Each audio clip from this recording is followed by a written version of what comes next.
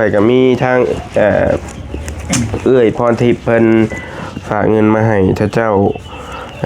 เพื่อเป็นกำลังจิตกำลังใจเพิ่นเห็นในคลิปข่อยมื้อวานนี่แหละที่ข่อยนั่งคุยกับเจ้าอยู่นี้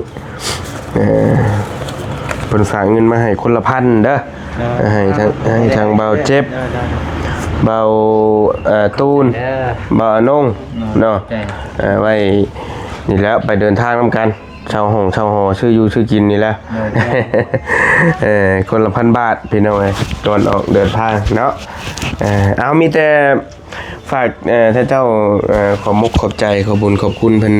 นเซื้อว่าพี่สิริวัลย์เด้อมันอยู่ทางต่างประเทศนั่นแหละก็ขอกล่าวขอบคุณเด้อแม่สุริวัลย์เนาะสนับสนุนทีมงานเล่าไต่เฮาจังได๋ก็ขอให้โมเมนต์พรทิพย์ขอโทษขอว่าผิดพี่สิริวัลย์นั่นคนแจกของพรทิพย์พรทิพย์และขอขอบใจเลยเด้อพรทิพย์เนาะเจ้าที่สนับสนุนทีมงานเล่าไต่เฮาจังได๋ก็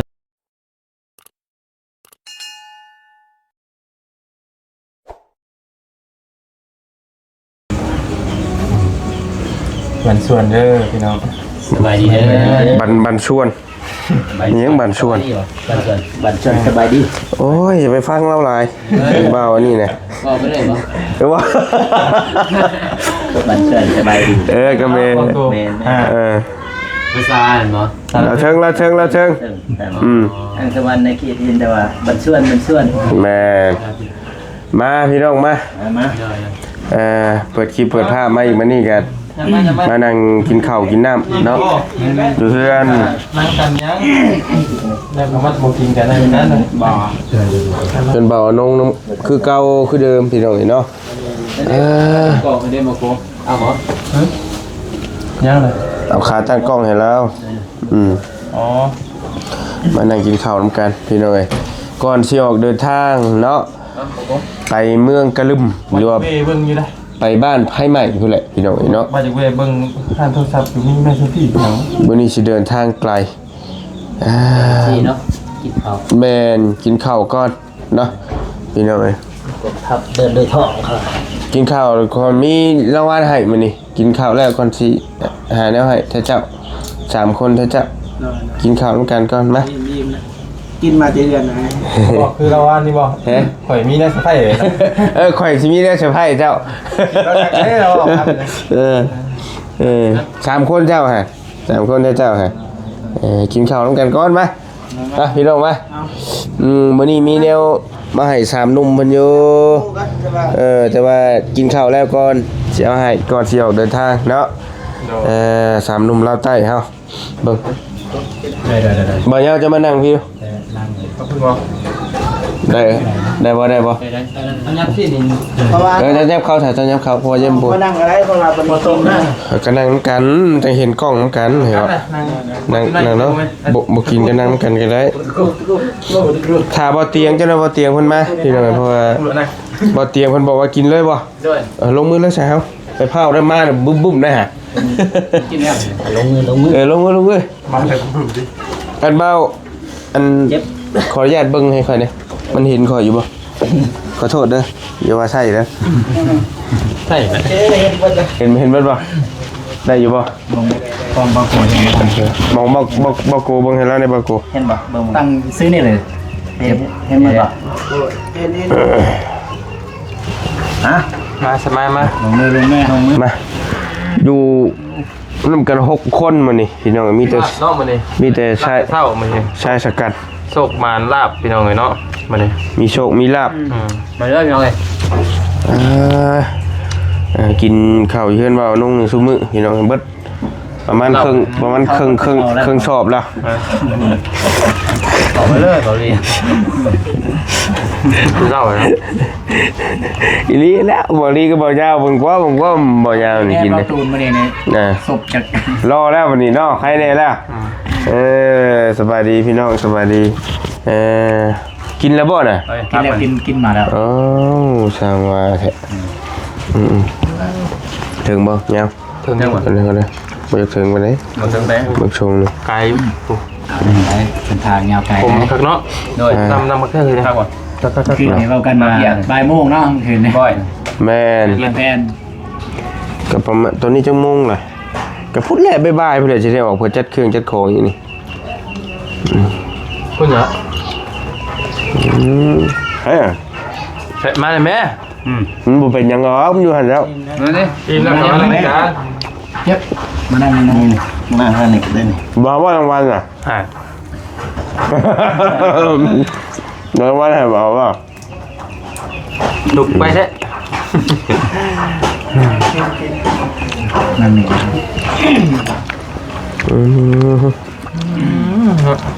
มาปิดกันเราเนาะ เฮ้ย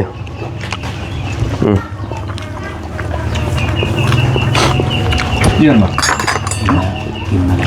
กินอะไรเอาออกมากินเขาอีกทันเด้ออิ่มเพิ่นมาเลยอิ่ม ใช่ ใช่ ใช่ ใช่อิ่ม ใช่แล้ว ใส่มาตั้งหมดเลย ถ้าคืนนี้ไม่ได้คือกันนะ เป็นบ้วน กันแต่ไม่ได้คือกันใจกัน เป็นบ้วนเหรอบ้วนนะขอรับน้ำคำหนึ่งในขอจิโม่ชื่อว่าน้อง เฮ้ยเว้าตัวเองบัดนี้เฮ้ย ถึกได้ ขี้โม้เพิ่นว่าสุดท้ายก็เปิดเผย เปล่าเพราะได้บัวในทิศคือไหนพี่น้องเลยเนาะ ย้ำเงิน เอาดีก็บ่ได้หรอกจะมองเอาอย่างเนาะ จุดว่าไปพุ่นตักเครื่องไม่มันตักเครื่องพอดีแล้วเอียงเครื่องบ่ทันได้สัตว์ 2 4 6 8คนเนี่ย ไปไหนบ้าง มา มาคือมีตัวเดียวดีมาเลยมาเลยมาเตียงมาเลยมาก็มาชื่อเขาจังก่อนเนาะ มาสุนนะ ร่อยดิ รถแง่บ่สุนได้มากันตายเลยนี่พอดี เราให้กินเลยเด้มาพา กินแล้วก็ห้าเลยพี่น้องไงเนาะมาเตียงมา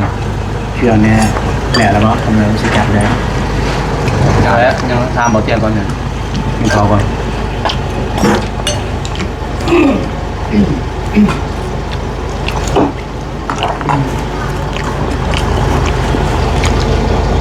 จะไปชงเมย์เพิ่นมาแล้วแล้ว เนี่ย แต่เฮาก็บ่ได้ไปชงครับ ลูกท่านพี่น้องเลย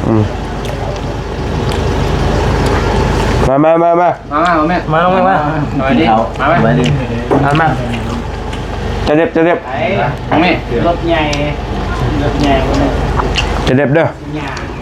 จะเด็ดวะใส่เลยบ่ใส่เลยบ่ใส่ เดี๋ยวรู้แล้วกันไหม กินเลยบ่ได้คำหนึ่งเลยได้แต่ก็ลืมเลย ใส่อิ่มแล้วบ่สิบ่ใส่ ใส่หมอใส่ไปอินหมอไปบูแล้ว เอ้ยชาวเดิมแล้วเราชื่อเด็ก แดก แดกบ่หรือเด็กเราชื่อเด็ก เราเรียกทามเหรอ ถามบ้านนี่ดิ แต่ภาษาเพื่อนกันเนาะที่เราอยู่บ้านนั่นมั้ง มันอยู่บ้านน้องสาลีไง ด้วยจ้ะ จะชื่อหยังชื่อแดกเรา เด็ก แดกเดิม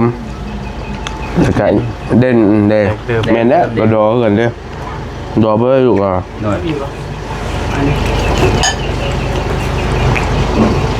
แต่ว่าคำว่าแดกนี่ภาษาไทยมันจะเอาหยาบๆเด้อ แม่นะ สเต็กดิประมาณนี้ แดกข้าวไหมนี่สินะ ประมาณทำสเต็กเขาบ่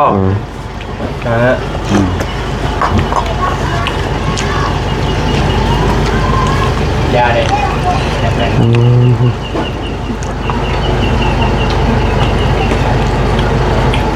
8 นุ่ม เอาไปกินข้าว ชุ่มใจ ทั้งอันไม่ต้องใช้มือแม่ มึงมา เบอะมะ เบื่อมา เบอร์มาป่ะ เบอะมะ เบอร์มา เช้า ครับ คือจะเด็บกูพุ่นจะโดย ทำเองชิฮอด ทั้งอาหลักบ่จะโดนนั่นทั้งอาหลักประชาหลักจะโดน จะโดยจะได้อยู่เราวเทิงนะ มิดลัด เจ็บปูน เจ็บปวดจะโดย ทั้งนี้นะทางแต่งแล้วมีจะโดยแล้ว ท่านเท่าเพิ่นก็ว่าบ่ได้คือกันแตกต่างกันไปแล้ว อะไรนั่นยังไง คืออันนั้นเจ็บปวดกัน จับเบอร์ งัว จับเบอร์ คือสร้างกันมาไปเฮ็ดที่น้องน้ำน่ะฮ้อนเนี่ยเราสิเอิ้นมันนึกแต่ของน้องน้ำเนี่ยจะบ่อีไปอีกแบบนึงอีกดับเหรอคือปล่อยได้ จะห้ามบ่ฮู้ว่าคือว่า ข้างปีน้ำดา น้ำจากเนาะ ข้างดับ มันได้อันดักจึงเขาเอาดักจึงเนี่ย น้ำอมดา อมดักที่ทราบอมดักป่ะอมเลยนะแม่นป่ะ เข้ามาน่ะ แม่นป่ะประตูนอมดักป่ะ อมดาครับ น้ำได้น้องพี่เอ้ย อมดาแล้วกินน้ำเลยกินน้ำกันไม่ได้ ไม่ดัก ไม่ได้ เข้ามาดักมันเป็นน้ำกินน้ำอมดัก เขาได้ยินแบบมันเป็นภาษา เอายาแล้วป่ะน่ะ คือจะเป็นคิดหัว แล้วก็ต้องคอยได้ครับ อร่อยบ่คือกัน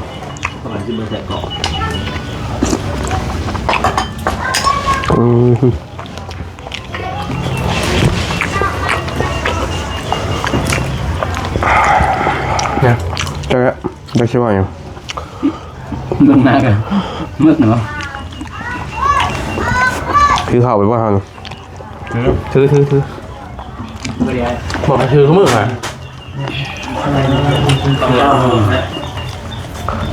เกลือร้อน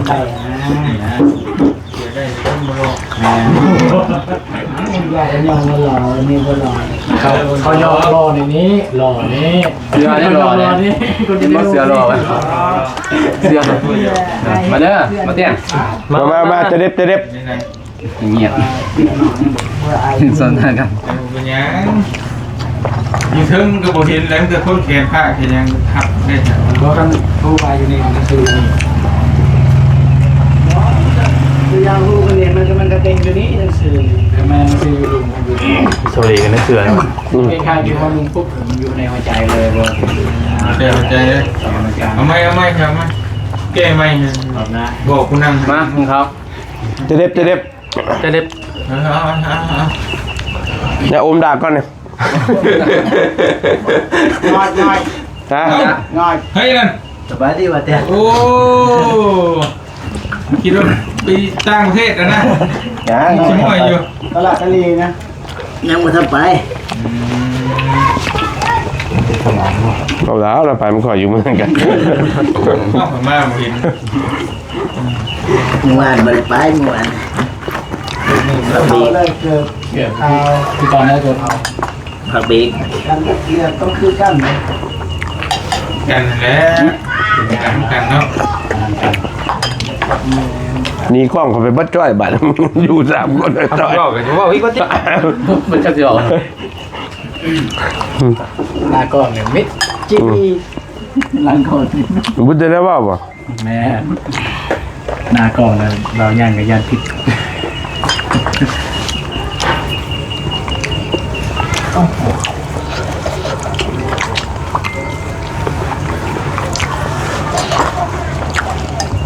เข้ามา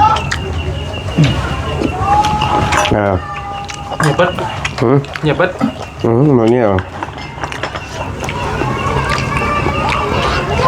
คมลำเนาะคมเนาะ คงกัน ตำหนักกัน กินเลยมีเสือกินอะไรมีเสือมีเสือ สับ อันนี้แบบตั้งใจ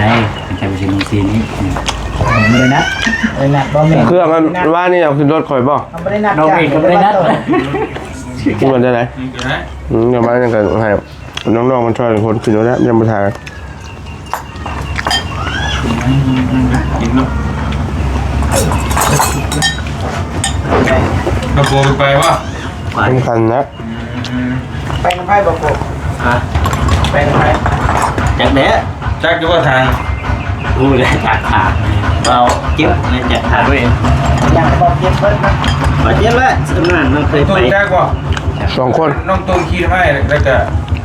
บอเจ็บขี่น้ำบรีแล้วก็บาโกหรือบาพาจิขี่น้ำอย่างก็ได้แบ่งกันท่านสองท่านสามก็ได้แบ่ง กูจะข้างนะ คนหนึ่งจักแต่คนหนึ่ง2 คนจักแต่นั่งคนละคันเลยนะคนที่จักกันได้ จำบ่ทากัน วันนี้ที่ถามนั่นบ่ได้ถาม แมน คือก็ต้องเป็น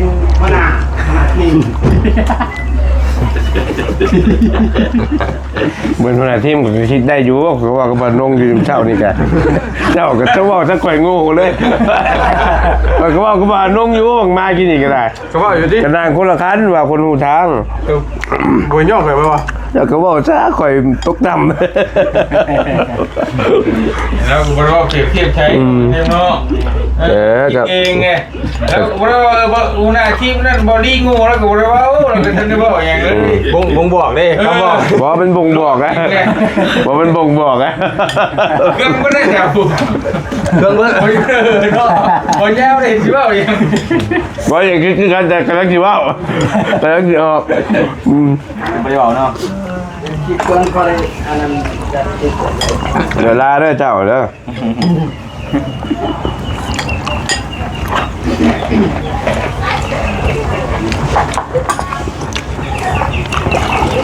คือว่าเตี้ยจะมากินข้าวตรงแนวเมื่อป่ะ เราละท้า ไม่กระทะ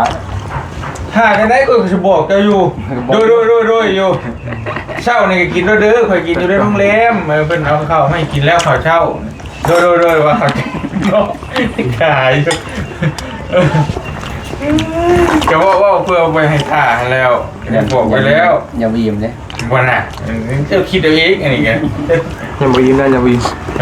เราจะจับบ่ยิ้ม อาหารโรงแรมมันแอบเด้ เมนยูแต่กับมันลายดิคนหนึ่งเช็ดหนึ่งครับเดียวไม่ได้เบิดเลยนั่นกันนี้บูยูท่องไปแล้ว ประมาณ5 อย่างนั่นแหละ แต่ว่ากินเท่าไรกินแบบนี้ไม่กินเงื่อนน้องนี่เงื่อนนี่ทุกพอแล้วดาบชิ้นไม่กินเพราะคือดิโอ้กินชิ้นอย่างนั้นมันขู่เขี่ยนะคิดเลย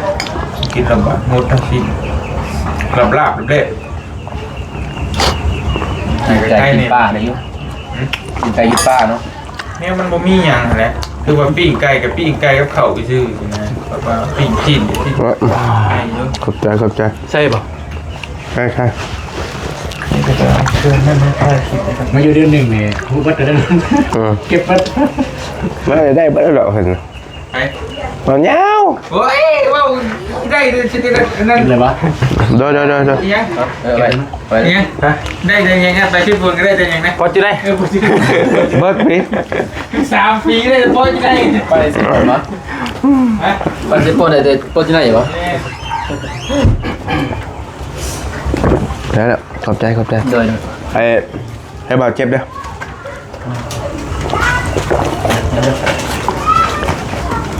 ตอนนี้มึงจะเรื่องเนาะ ทีมงานด้านใต้ลายน้องเด็ดโคตรเลย โหมีชายชะกันได้นี่พอดีได้ช่วยกันยู่รถ สบายดีอ่ะ มาเจ็บมา ก็แต่งตัวโลนี่เนาะ รออะไร สบายดีเด้อ สบายดีเด้อ สบายดี สบายดีเด้อ สมัย สบายเจ็บเด้อ ติดด้วยกันเลย เดี๋ยวเลยความรู้สึกเลยอ่ะ รู้สึกอย่างนี้บัดนี้ ที่ออกเดินทางไป ก็รู้สึกอิ่มอยู่ตอนนี้ กินข้าวกันแล้ว ยังไม่ได้หรอก หยอกเอาน้อยกันโลเซ่เลย สบายดีอ่ะ บอกก็บอกให้หยอกหัวกันนี่แหละพ่อบอกพวกมัน บอกกับอันนี้อยู่เป็นอะไรกับไปไหนไปกันเป็นอะไรกับเป็น แมนจะมาแจ้ง แต่ว่ารถค่อยขึ้นได้บ่เอาไอ้ลีรถค่อยนี่บืนได้อยู่บ่ ไปก่อน ไปก่อนหันน่ะ เดี๋ยวก็หลอกก่อนนะ เนาะ เพราะว่า กันได้ไม่ได้ยังเพราะว่า เราเจ็บก็บ่ฮู้ได้บ่เคยขี่รถนะแบบรถใหญ่แบบนี้ บุกขึ้น ไม่จะว่า บ่เคยขี่รถใหญ่แบบนี้ไป เพราะเจ้าเห็นเขาเจ้าไปอยู่บ่รถคือข่อยนี่ เห็น ไป โก้ยังเห็นอยู่ บ่เจ้าว่ามันบืนขึ้นบืนลง เราเดิน บืนควัดขีดิน แต่ว่า คนกุ้มว่ะ ทางบ้านท่านบ่มีสัญญาณบ่ได้ลงคลิปได้บัดนี้แต่ว่าอดลงคลิปเลย ก็กลับมาลงก็ได้ลงคลิปก็บ่ยากเนาะ แต่ว่าตอนไปเฮาบ่มีคลิปลงซีก็เบิ่งเอ้าคือบ่ลงคลิปแบบนั้นนะ กำลังอยู่ เดี๋ยวเจ๊งเกิน อันนี้เฮ็ดคลิปแจ้ง FC บ่ จะไปเขาพูดกับเจ๊งก็ได้บ่เฮ้ย ทอดชิปของมันก็ยังมีอยู่ที่มีหน้ากันเจ๊งกับพี่เลยบ่ เดี๋ยวขอบใจหลายๆเด้อ ได้ ใช่ครับเร็วเลย เร็ว เร็วบ่ จะไปทวงเราเองก่อน พอเตียงหอยบน เราพวกมุสลิมคนไทยจะเดินทางไป ว่าตรงๆเด้อว่าจากใจให้เลยคือแบบรู้สึกว่ามันต้องคิดท่าทายหิ้งนะตั้งแต่ว่าอันน่ะ หลายคนนะ ต้องคิดลำบาก บ่ยาวถามอยู่พุ่นก็โอ้บ่ได้นะบ่ได้นะทางอ่ะนะ เพราะว่า แต่ภาวนาจะให้ฝนตกแค่นั้นแหละเดี๋ยวนี้ น้องเบิ่ง มีอาชีพบาท ยันแต่ฝนตกเขาแหละ คนอยู่ในบาทแค่คันนึงเดินทางคนแบบว่า เดินทางก็บ่ได้ฮอดหรอวะไปฮอดเลยบ่ ไปฮอดเลย ไปฮอดเลยบ่ เขาให้ขี้เองลอยไป โอเคไปคนใดไป แล้วเดี๋ยวเราจะมาพี่ก่อนเด้อ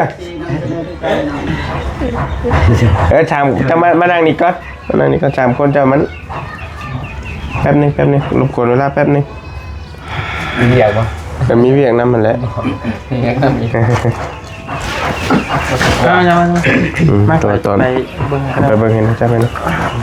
ตอนอยู่คบกันนี่เด้ก็จะมีรางวัลให้คือบอกคนกับเจ้าเซอร์ไพรส์มันมาเซอร์ไพรส์แล้วบอกนะ ไม่โทษอ่ะ ปอใช่ไหมนะ ปอโอ้ยยาว จะพูดยังไงเหรอโอ้ ปอคืออย่างเหรอ จัก โอ้ย ว่าเลยเนาะไหนครับ แล้วบอกว่าลายใจกันแห้งเนาะกับ สวย บ่มีอย่างไรเนาะข่อยก็มีทางเอื้อยพรทิพย์เพิ่นฝากเงินมาให้เจ้าเพื่อเป็นกำลังจิตกำลังใจเพิ่นเห็นในคลิปข่อยมื้อวานนี่แหละที่ข่อยนั่งคุยกับเจ้าอยู่นี้เพิ่นฝากเงินมาให้คนละ1,000เด้อให้ทางเบาเจ็บเบาตูนเบาอนงเนาะไว้นี่แล้วไปเดินทางนำกันชาวหอชื่ออยู่ชื่อกินนี่แหละคนละ1,000 บาทพี่น้องเอ้ยตอนออกเดินทางเนาะเอามีแต่ฝากท่านเจ้าขอมุกขอบใจขอบุญขอบคุณเพิ่นเพิ่นชื่อว่าพี่สิริวัลย์เด้อเพิ่นอยู่ทางต่างประเทศนั่นแหละก็ขอกล่าวคำขอบคุณเด้อแม่สุริวัลย์เนาะสนับสนุนทีมงานลาวไต่เฮาจังได๋ก็ขอให้บ่แม่นเอ้ยพรทิพย์ขอโทษขอยว่าผิดพี่จิรวัลย์นั่นคนใจของเอ้ยพรทิพย์พรทิพย์ และขอขอบใจเลยเด้อเอ้ยพรทิพย์เนาะ เจ้าที่สนับสนุนทีมงานลาวไต่เฮาจังได๋ก็ขอให้แม่จงมีแต่ความสุขความเจริญเนาะอายุมั่นขวัญยืนเนาะปราศจากโรคภัยไข้เจ็บ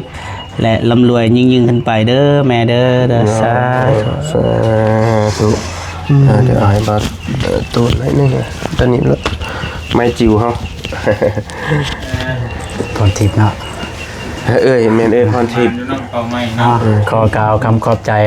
ทางเอ้ยพรทิพย์แล้วก็ขออวยพรให้เอ้ยพรทิพย์จงมีแต่สุขภาพแข็งแรงเด้อเฮ็ดหยังก็ขอให้ร่ำรวยเด้อที่แล้วก็ขอบใจที่สนับสนุนการเดินทางของทีมงานลาวไต่เฮาเนาะขอขอบใจเด้อสาธุ อันนี้ให้ป้าลงหน่อยนึงป้าสิได้พาออกเดินทางพี่น้องเพื่อสิฮอดเนาะจะฮอดสินั่น ผมขอบใจหลายเด้อทาง เอ้ยพรทิพย์ เอื้อยพรทิพย์เด้อเนาะสิส่งเงินมาให้ทาง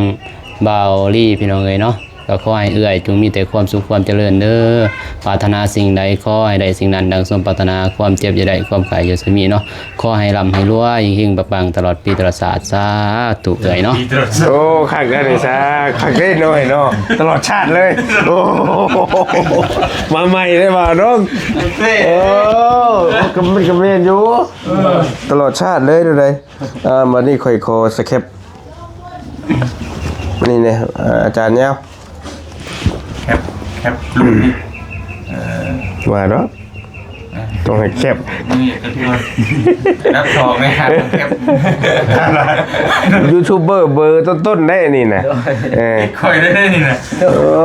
ข่อยได้กับบ่ยาวได้เลย โหสแคปหูกับบูเป็น อย่าเท่านั้นแหละ ยังมืออยู่ยังรออยู่นะปุ๊บไปทอดอยู่ไหนแล้วจังไปทอดจึงแล้วโมเมนต์ไปทอดกลุ่มเลยกำลังคิดอยู่ โดย เอาโอเคเนาะทางบริก็ขอขอบคุณขอบใจละลายทางเอื้อยเนาะเพิ่นก็เป็นผู้ใหญ่ใจะดีอีกท่านหนึงที่เพิ่นก็ซอยมาหลายคู่หลายคนเนาะเพิ่นซอยอ้ายสั้นเฮานี่อ้ายอาจก็คนเดียวกันแล้วก็เพิ่นซอยเขาเฮือนเสาแตวเขาไฟเฮือนเสาแตวเนาะทางเอื้อยพรทิพย์เฮาก็ให้เอื้อยอยู่ดีมีเฮงเด้อให้โชคให้มานให้ร่ำให้รวยเนาะปรารถนาสิ่งใดก็ให้ได้สิ่งนั้นสมความปรารถนาเนาะร่ำรวยอย่าเจ็บอย่าจนอย่าขัดอย่าของเลยเด้อสาธุไปแต่เฮาก็สิขอโตสบายดีเบาเตียงครับน้องเมฆก่อนเดินทางเป็นกำลังใจให้เด้อพี่น้องเด้อเห็นแต่เสียงเนาะได้ยินแต่เสียงหั่นนะ ก็มา เห็นแต่เสียงก็มีบาดนี้ข่อยก็ล้วนเลยเมื่อไหร่ติ มาแล้ว โอเคเดินทางกัน8คนมื้อนี้8ชีวิตพี่น้องเอ้ยเดี๋ยวจังว่ากันปะมันสิเสร็จสิสวยอยู่ดีมีแฮงเด้อเจอกัน